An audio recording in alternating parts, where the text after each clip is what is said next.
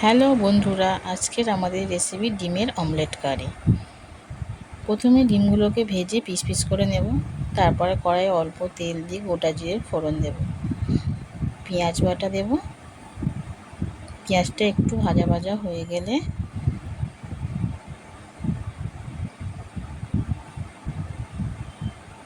রসুন বাটা দেব,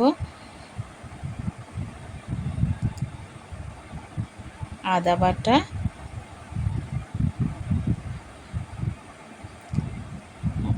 ও 1 চামচ tomato sauce দেব। পরিমাণ মতো লবণ দেব, দিয়ে অল্প জল দিয়ে মশলাটা নেড়েচেড়ে নেব।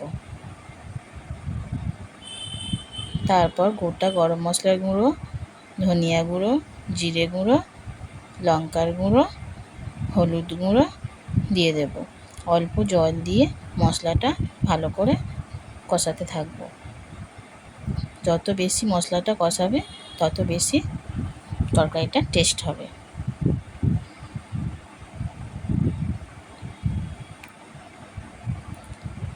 মশলাতে অল্প অল্প জল দিয়ে মশলাটা ভালো করে কষিয়ে নেব। এবারে অল্প জল দিয়ে নেড়ে চেড়ে নিয়ে পরিমাণ মতো জল দিয়ে দেব।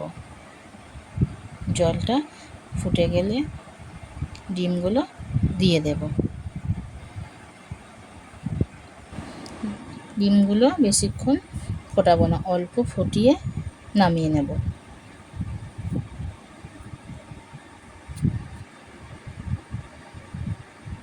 হয়ে গেল আজকের আমাদের ডিমের অমলেট কারি।